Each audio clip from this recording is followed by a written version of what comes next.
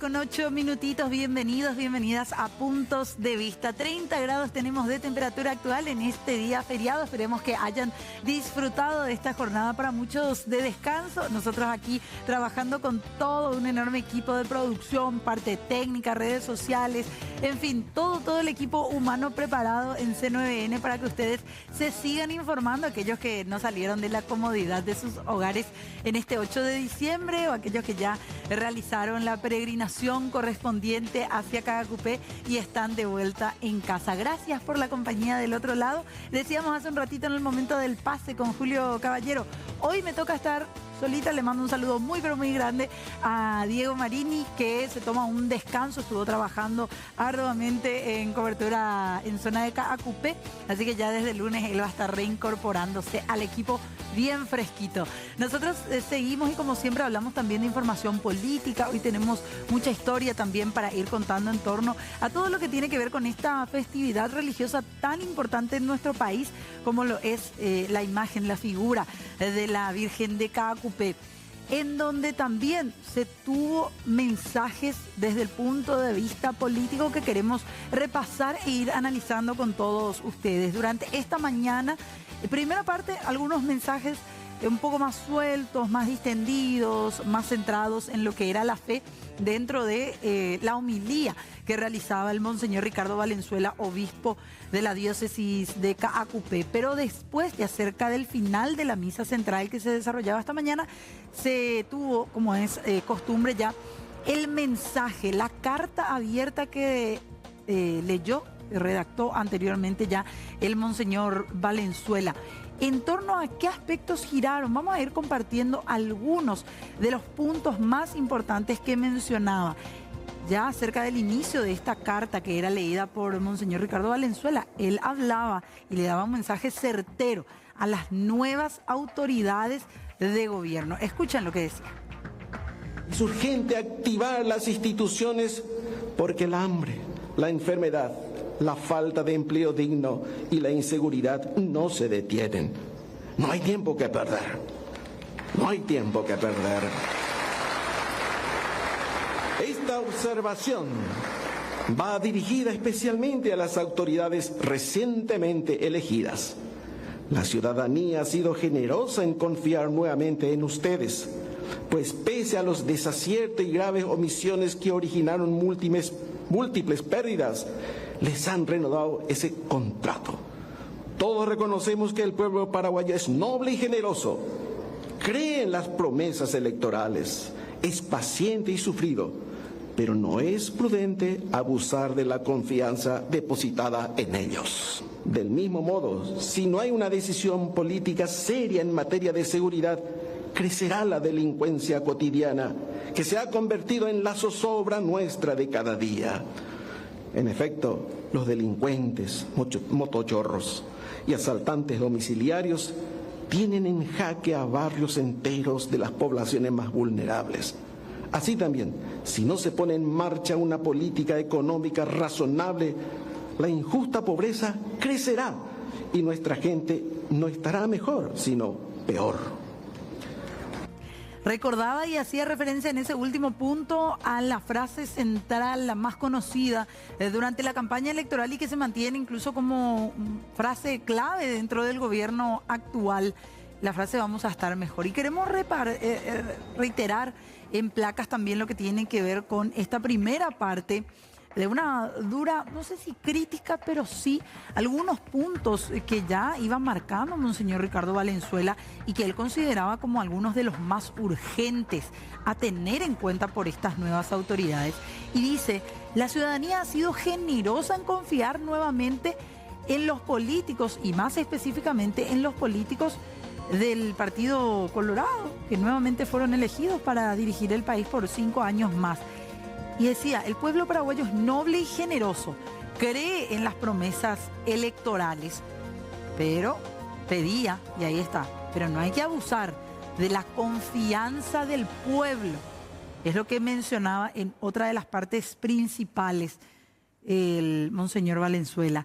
Si no se pone en marcha una política económica razonable, la injusta pobreza crecerá, lo que escuchábamos recién ya cerca del final de esta primera parte, y nuestra gente no estará mejor, sino peor, es lo que mencionaba. También hacía énfasis en un aspecto fundamental y que fue noticia sin duda alguna durante esta semana, el tratamiento en la Cámara de Senadores de la creación o de la intención de crear una superintendencia de jubilaciones. Advertía Monseñor Valenzuela que esto tiene que estar abierto al diálogo y pidió que no se toquen los fondos del IPS. Escuchen. Preocupación reciente y palpitante es el caso del Instituto de Previsión Social. Una preciosa institución social puesta al servicio de una población cada vez más vulnerable que necesita protección con una salud garantizada para trabajar con esperanza y la satisfacción de una jubilación para la vejez, como la que mucha gente ya comienza a disfrutar luego de años y décadas de trabajo. Ese fondo jubilatorio debe permanecer cerrado para su único objetivo, asegurar una vida digna a los obreros y trabajadores después de tanto esfuerzo.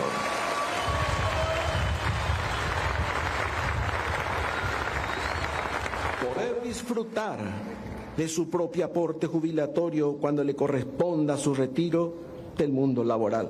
Ojalá sea el Estado el que cuide y vigile esos fondos reservados, pensando en un futuro seguro y mejor de los ciudadanos que la han aportado.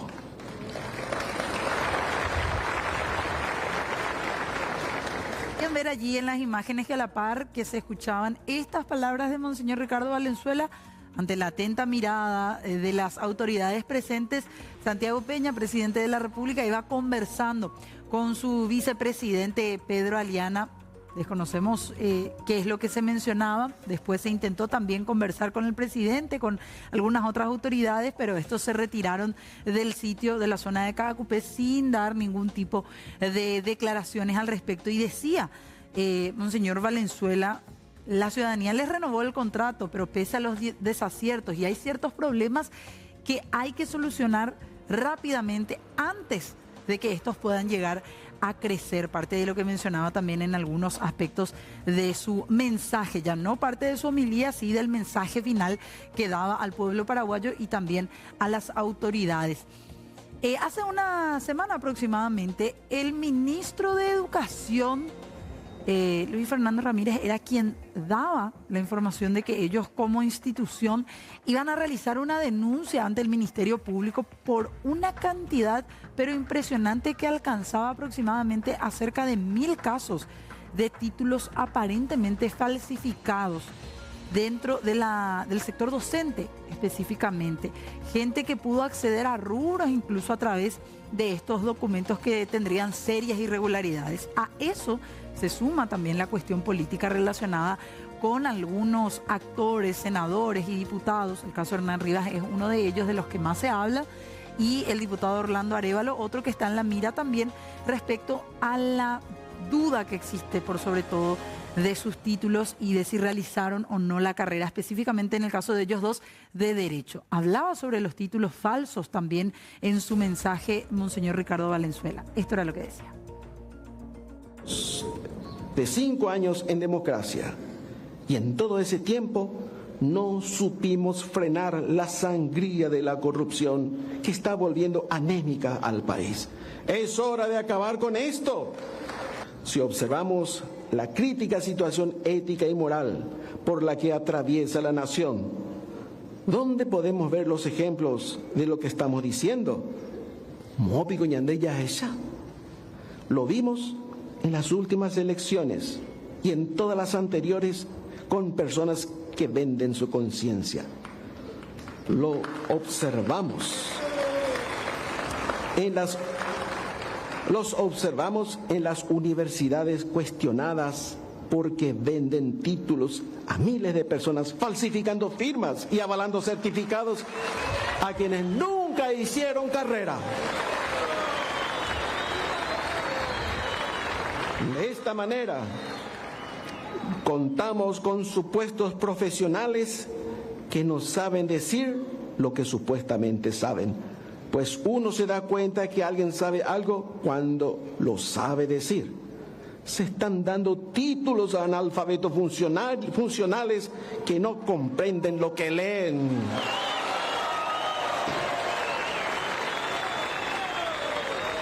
Y la pregunta es, ¿en manos de quiénes quedará el futuro de nuestro país? La pregunta que quizás todos nos estemos haciendo también en algún u otro momento. Para cerrar, queremos ir con aquellas frases principales también de esta última parte que queríamos compartir con ustedes de la homilía, del mensaje, digo bien, que fue bastante extenso, pero intentamos entresacar algunos de los puntos principales en donde hubo una mayor cantidad de ¿por qué no?, cuestionamientos, algunas observaciones también que realizaba.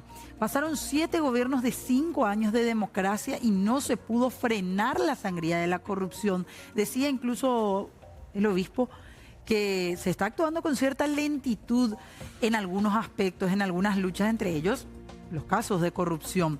Estamos atravesando una crítica situación ética y moral. Vivimos o vimos personas que venden su conciencia, dice también en otro de los apartados. Lo observamos en las universidades cuestionadas, principalmente universidades de garage, que venden títulos a personas que nunca hicieron carrera. Y en otro de los puntos dice, contamos con supuestos profesionales, analfabetos funcionales que no comprenden lo que leen. Era lo que comentaba en esta parte también el obispo. Incluso decía, ¿qué va a pasar el día de mañana cuando este tipo de personas, por ejemplo, egresados, ¿por qué no de la carrera de medicina, vayan a tener que atender personas, a tener que prescribir medicamentos, emitir alguna orden, algún certificado o intervenir a alguna persona cuya salud esté en riesgo? Es la pregunta también que quedaba allí dentro de este mensaje que daba el monseñor Ricardo Valenzuela. 19:20. Después de hacer todo este repaso por lo que fue la mañana de hoy en la misa central de Caacupé, a la vuelta de la pausa ya vamos a estar metiéndonos de lleno en lo que es la historia que gira en torno a esta festividad religiosa tan importante en nuestro país, principalmente para el sector católico, con entendidos en la materia que nos van a estar acompañando aquí en Piso. Pausa, ya venimos. Seguimos aquí en Puntos de Vista, ya compartiendo, como les adelantábamos, queremos hablar un poco de historia en este día feriado 8 de diciembre en torno a todo lo que se cuenta sobre la Virgen de Caacupé. Esta historia de fe tan particular, pero que también tiene algunas personas que hablan de cómo se habría iniciado todo. Hay otros aspectos que muchas veces son historias que no se cuentan, y todo eso queremos abordar el día de hoy con historiadores, con expertos en la materia, como les decía antes de la pausa, que ya nos acompañan, y les agradecemos muchísimo por su tiempo, más todavía por venir en este día feriado. Claudio Velázquez, ¿cómo le va? Muy buenas noches, Fernanda, para hoy, para toda la teleaudiencia, para Diego también, que nos están mirando seguramente. Gracias por la invitación. Gracias, Claudio, y también al señor Eduardo Mereles, también historiador. ¿Cómo te va? Buenas tardes, Fernanda, y bueno, muchísimas gracias, un placer aquí. Gracias por la invitación y un saludo también a Diego. Ahí está, Diego, que no se le olvida. Sí. Bueno, ¿cómo empezamos a contar la historia de la Virgen de Caacupé? ¿La contamos por lo que conocemos de la leyenda del indio José? Ok. Déjame, yo ahí voy a levantar la mano porque lastimosamente voy a tener que contar justo de esto que vos estás mencionando, que si bien es cierto es muy aceptado y da gusto escuchar esa historia, claro, esa no tiene nada que ver con la realidad, lastimosamente, porque es una leyenda. Sí. Ahora bien, tenemos que tener en cuenta que tanto las leyendas como los mitos ayudan a construir la identidad propia de una nación, de un país, ¿verdad?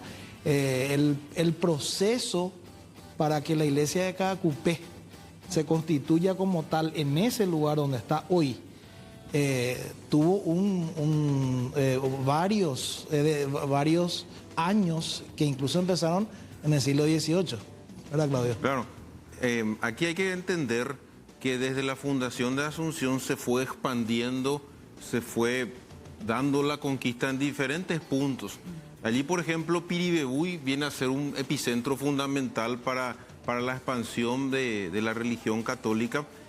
Y es a partir de Piribebuy donde en el año 1769 sale un petitorio de un sacerdote de apellido Salinas para fundar lo que es la viceparroquia de Caacupé. Esto es aceptado por el Cabildo Eclesiástico de Asunción y es en octubre de 1769 que se da la palabra inicial de lo que es la viceparroquia de Caacupé. Y acá hay un dato importantísimo. Un sacerdote de Tomatí, de nombre Roque Melgarejo, es el que entrega como donativo la emblemática imagen de la hoy Virgen de Caacupé, entonces considerada como la Inmaculada Concepción de María. Y es desde ese momento que va consolidándose gradualmente, como explicó Eduardo, lo que es hoy Caacupé. En 1770, en abril, se inicia la construcción de la antigua iglesia, que fue pasando por 3 o 4 reconstrucciones hasta consolidarse plenamente. Es Roque Melgarejo el que dona a la nueva viceparroquia entonces esta imagen de lo que es la Virgen de Caacupé hoy. ¿Y de dónde se obtiene esa imagen? ¿Se tiene registro de cómo que nace? Es un tío de Roque Melgarejo, de nombre José Melgarejo, que lo había traído de Europa. Es él el que lo dona a su sobrino, y su sobrino Roque Melgarejo, como para colaborar con esa incipiente viceparroquia, le otorga un donativo. Y un dato muy importante que también hay que traerlo a colación: inicialmente los colores de la Virgen de Caacupé tenían eran de tonalidades rojas. No era azul. No era azul. Incluso al término de la Guerra de la Triple Alianza, hasta 1875 y demás, se da todavía esa coloración roja de sus mantos. ¿Qué pasa con posterioridad? No es que los liberales dijeron vamos a volver azul, no. Es la iconografía católica, ya por disposiciones del Vaticano, o sea, de Roma misma, que empieza a tomar las tonalidades azul. Y a partir de allí tenemos lo que es la imagen de la Virgen de Caacupé, que la tenemos actualmente, ¿verdad? Eduardo.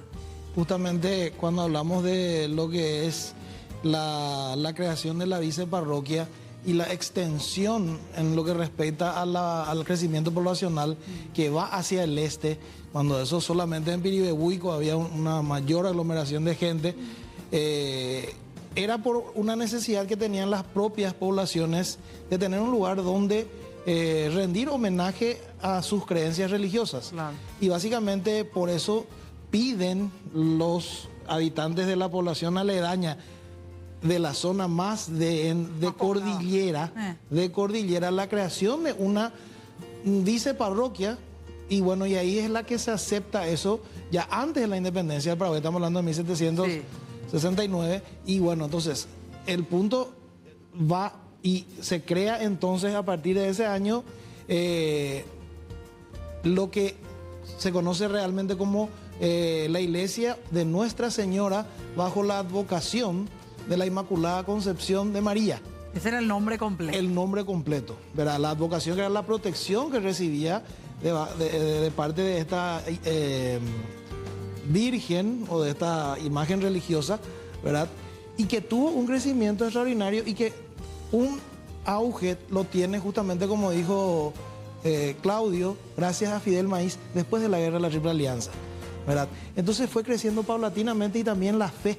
Y eso se dio con muchos milagros que fueron atribuidos a lo que sucedió en cercanías de su fiesta, que es el 8 de diciembre. Ahora, ¿por qué en Caacupé? Okay. ¿Por qué se erige allí la iglesia? Okay. Acá hay que entender fundamentalmente la ubicación, tal vez, su cercanía a Piribebuy, pero lo que es espectacular es cómo después de la Guerra de la Triple Alianza, Fidel Maíz, hombre muy polémico durante la Guerra de la Triple Alianza, que incluso estuvo 4 años en el periodo de la posguerra en Asunción, y dado los conflictos que representaba su persona, va hasta San José de los Arroyos, él se da cuenta de lo dolida que estaba la nación paraguaya después de la Guerra de la Triple Alianza, lo fragmentada incluso, y es él el que toma la posta hacia la consolidación de la Virgen de Caacupé como integradora del pueblo paraguayo. ¿Qué hace? En 1883 escribe un libro que refiere a la Virgen de Caacupé, y con ese libro él logra llegar muchísimo, y es a partir de allí que, como te le expliqué, se integra la nación paraguaya en torno a la imagen de la Virgen de Caacupé. Ojo, hay registros de que para 1876 ya había peregrinaciones desde Asunción. ¿Sí? Incluso el 8 de diciembre de 1876 un general combatiente de la guerra de la Triple Alianza paraguayo hace un levantamiento, una especie de revuelta en contra del presidente Juan Bautista Gil. ¿Qué pasa? Fracasa su revuelta. Logró 100 adeptos a lo mucho. Patricio Cobar, que después va a ser presidente, le derrota en su levantamiento, y tanto ensañamiento había que no solamente le asesinan a Serrano, sino que le arrancan con cuchillo la barba. Lo que pasa es que Serrano entró en unas polémicas en la guerra de la Triple Alianza. Hubo una batalla, la batalla de Abadel, que no tenía que pelearse, y se peleó por una mala recomendación suya, y bueno, eso se arrastró hasta 1876, y el primer registro de peregrinación importante se tiene gracias a la revolución de Germán Serrano, porque él aprovecha ese movimiento de gente para hacer su golpe, que él terminó fallido.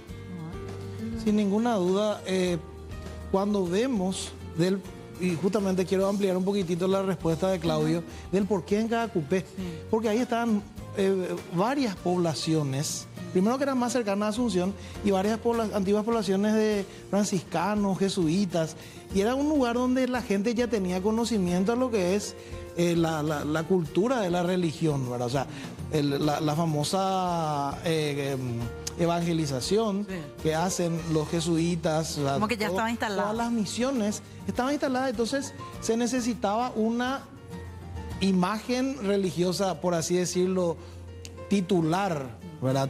Habían varios santos, ¿verdad? Pero se necesitaba una principal, y fue justamente Nuestra Señora, que después iba a ser de Caacupé, ¿verdad? La que toma la delantera y que continúa hasta hoy. Justamente estaba mirando yo recién el resumen.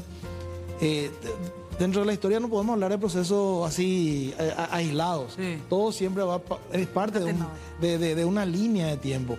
Y todo lo que se dijo hoy empezó ya, como vimos, lastimosamente no con la historia del indio José Queda Augusto, y la famosa leyenda donde él se pone detrás de la hierba, y de ahí viene el nombre del Caacupé, detrás de la hierba, pero esto va mucho más atrás.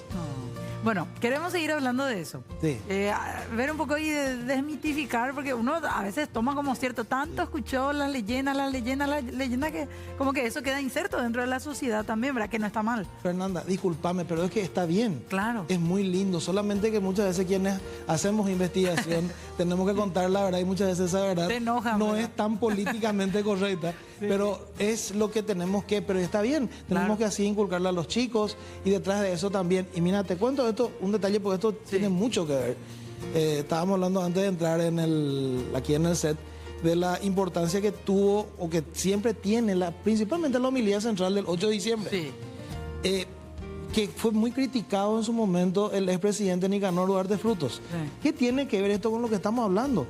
Te cuento así rápidamente, tiene mucho que ver, porque el punto central es que la Constitución del 92 declara como al Estado paraguayo en un Estado laico, pero reconoce la importancia de la Iglesia Católica en la formación de la identidad y nacionalidad paraguaya. Entonces, por eso yo te decía, el tema de la leyenda y qué tiene con Nicanor, tiene mucho que ver, porque independientemente de que no vaya un presidente, pero él no era, él no profesaba la religión católica.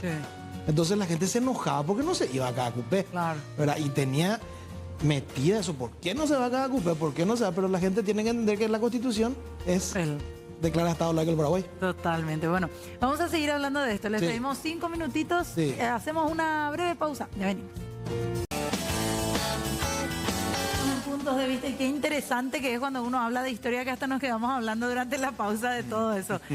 A ver, ¿qué pasó durante la dictadura?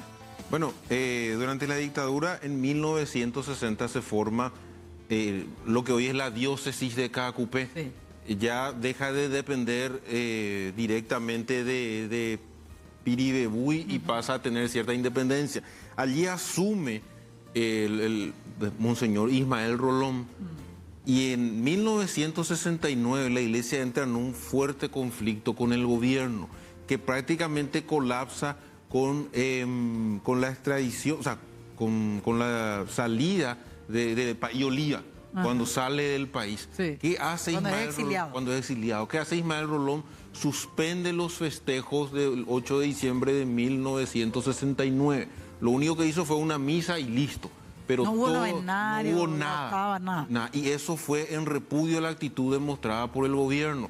Cosa más interesante, después Ismael Rolón en el 70 va a ser arzobispo de Asunción y va a ser uno de los más férreos opositores al régimen de Alfredo Stroessner, al punto que le excomulga a Sabino Augusto Montanaro. Pero ¿qué hace la dictadura?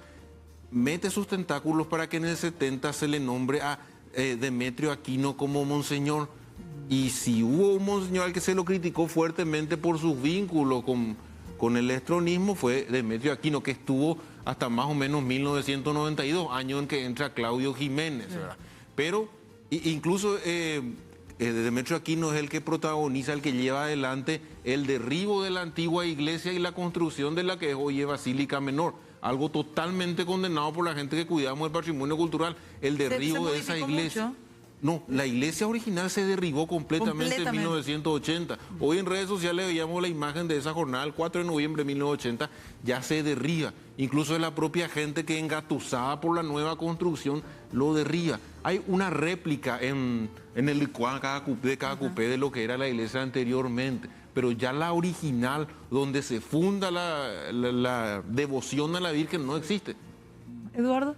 Justamente dentro de lo que hablamos del proceso histórico, y voy a seguir con Alfredo Stroessner cuando le nombre finalmente para dos visitas muy relevantes, Sí. pero no quiero dejar de mencionar lo que también significó la fe para o hacia la Virgen de Cacupé durante la Guerra del Chaco. Hubo milagros atribuidos a la Virgen, Sí. ¿verdad?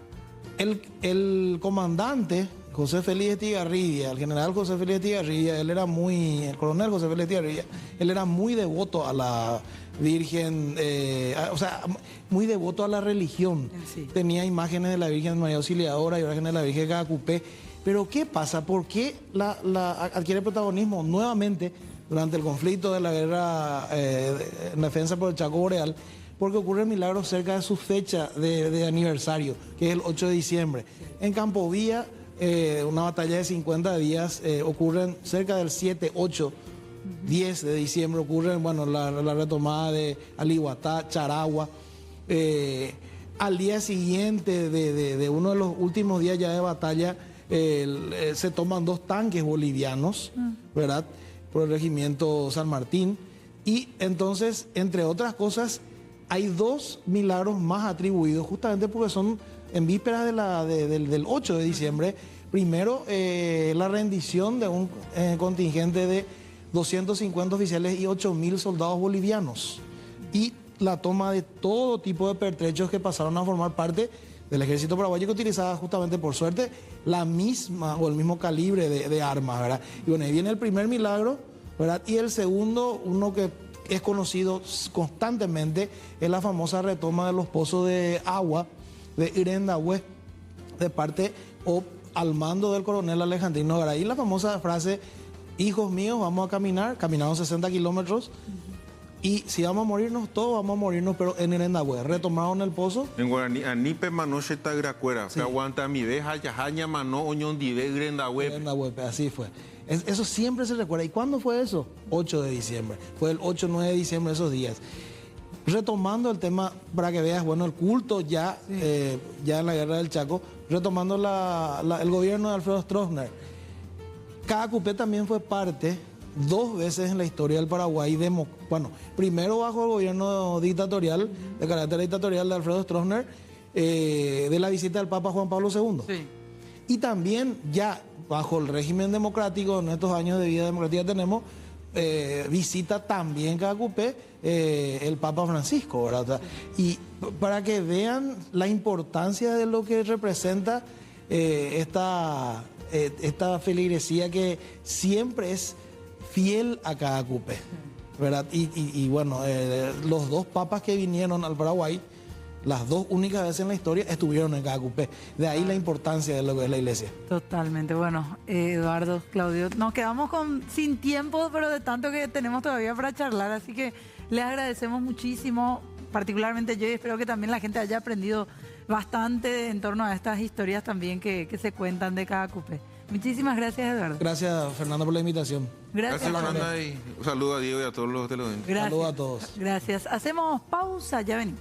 53 minutos pasaron de las 7 de la tarde, seguimos acompañándoles. Prepárense porque en segunditos llega una semana imperdible. Pero antes de irnos, queremos seguir nosotros con esa conversación política que tanto nos apasiona.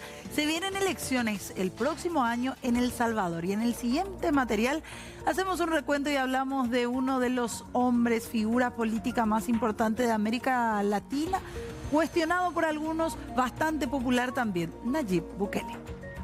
Nayib Bukele llegó al poder en El Salvador en el año 2019. Su gestión tiene como punta de lanza el combate a las pandillas. Recibió un país que en los últimos 20 años registró 76.520 homicidios, un promedio de 3.826 por año y 10.48 asesinatos al día. El pico más alto de violencia fue en el año 2015, cuando 6.656 personas fueron asesinadas. A nivel nacional, al menos 3 grupos de pandillas luchaban por controlar los territorios. Barrios, colonias, cantones, municipios completos eran dominados por estas estructuras. Sin embargo, la estrategia para combatir a las pandillas se consolidó tras un fin de semana violento del año 2022, con 87 personas asesinadas en 72 horas. La reacción de las autoridades llegó con una sesión plenaria extraordinaria en la Asamblea Legislativa, convocada el día sábado en medio de la crisis. No podemos de verdad permitir, y por eso es que estamos acá, para no dejar pasar estas decisiones que estos delincuentes han tomado. La detención administrativa no va a ser de 3 días, sino que se podrá ampliar hasta 15 días. Se podrá detener a persona alguna sospechosa de pertenecer a grupos de pandillas. Aprobaron un régimen de excepción que dejaba sin garantías constitucionales a los salvadoreños por al menos 30 días, específicamente los derechos a la libertad de reunión e inviolabilidad de la correspondencia. De la misma forma, el derecho de la persona detenida a ser informada sobre sus derechos y las razones de su captura. Y por eso es que ahora tenemos un régimen de excepción que nos permite tener herramientas que no teníamos antes para combatir la delincuencia. Elementos de la Policía Nacional Civil y de la Fuerza Armada salieron a las calles para arrestar a todo aquel que formara parte, como miembro activo, con antecedentes penales o por su vinculación con estas estructuras criminales. Más de 16.000 personas fueron arrestadas en las primeras 4 semanas. Sin embargo, el gobierno estimó que no era suficiente para brindar seguridad y solicitó una primera prórroga del régimen. Si ellos piensan que esto va a hacer que retrocedamos en la guerra contra pandillas, se equivocan. Y son tontos realmente, aparte de asesinos y despiadados, son tontos. Instaurada la fase del Plan Control Territorial denominada Extracción, policías y militares montaron operativos en diferentes colonias y comunidades, llamadas de alto riesgo por la permanente presencia de pandillas. 8 meses en esta guerra contra las pandillas, 8 meses. Y gracias a Dios la estamos ganando. Y ahora estamos en camino a ser el país más seguro de todo el continente americano. En San Salvador también hay cercos militares en 2 comunidades catalogadas con alto índice de comercialización de drogas, La Granjita y La Tutunichapa. Otro punto fue el municipio de Comasagua, donde 2.000 agentes se movilizaron y capturaron a más de 20 supuestos miembros de pandillas que acechaban en ese lugar. Esta operación cerco de Comasagua nos ha llevado como instituciones de gobierno y de Estado a seguir perfeccionando este trabajo, esta colaboración, que también ha sido parte de la Fiscalía General de la República en este trabajo. Agradecerle a todo el talento humano policial y agradecer a todos los miembros de la Fuerza Armada y al Gabinete de Seguridad y decirle a la población salvadoreña y a la población de este municipio que estos delitos jamás iban y van a quedar impunes. Con el paso del tiempo, la Asamblea Legislativa aprobó cuanta prórroga solicitó el gobierno, que argumentó una y otra vez los resultados que su estrategia dejaba en el territorio. Fue excelente, porque andamos con más confianza en la carretera, ¿no? Claro, eso sería lo mejor que pueden hacer, que todas las colonias tengan su cerco policial para poder transitar con mayor libertad, ¿verdad? Bueno, si es para el bienestar de la población, pues está bien. Se ha notado una mejoría de tranquilidad, ¿no? Y eso por supuesto que favorece al comercio, a la distribución, a los industriales. De alguna manera se trabaja más holgado, más seguro, el comercio se siente más relajado en ese sentido. El régimen de excepción es una medida fuerte, difícil, pero ante la situación que estamos viviendo, por lo menos para muchas personas, es motivo de esperanza. Una medida más ejecutada por el gobierno de Nayib Bukele fue la construcción de una megacárcel, denominada Centro de Confinamiento del Terrorismo, que según el mandatario tendría capacidad para albergar a unos 40,000 reos. Pero Nayib Bukele, al mismo tiempo que lidiaba con las pandillas en junio del presente año, anunció una guerra contra la corrupción. Con trabajo de Fiscalía General de la República, se iniciaron procesos contra diferentes funcionarios y exfuncionarios. Mi tercer y último anuncio, el más importante de los tres que daré esta noche, es que hoy declaramos la guerra contra la corrupción. Pero el caso más emblemático es contra el expresidente de la República, Alfredo Cristiani, acusado de desviar fondos de casa presidencial durante su gestión entre 1989 y 1994. Más de 10 millones de dólares fueron incautados de sus cuentas, cientos de inmuebles, decenas de vehículos y hasta algunas de sus empresas. La Fiscalía General de la República está ingresando a su mansión en Santa Elena, a su casa en el lago de Coatepeque, a la droguería Santa Lucía e incautando todos esos bienes que pasarán a posesión del pueblo salvadoreño.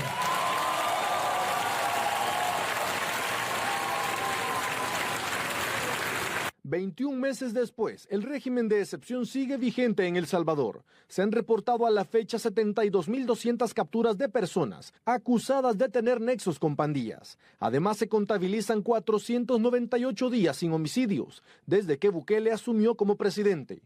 Con las apuestas en el ámbito de turismo, sobre todo con la liberación de espacios públicos de ventas informales en el centro de San Salvador, los salvadoreños muestran confianza, incluso en horarios nocturnos para visitar plazas, parques y nuevos sitios turísticos. Además, el Ejecutivo le apostó a eventos masivos internacionales como el concurso de belleza Miss Universo 2023, los Juegos Deportivos Centroamericanos y del Caribe San Salvador 2023 y más de 6 eventos internacionales de surf en las playas salvadoreñas en este año, incrementando el turismo y mejorando las proyecciones de visitantes para cerrar el 2023 con un récord de 3.2 millones de turistas. Recientemente, el país, en temas de infraestructura, recibió la obra de una nueva biblioteca nacional, un donativo de la República Popular de China, mismo país que construirá en los próximos años el nuevo Estadio Nacional de Fútbol. Un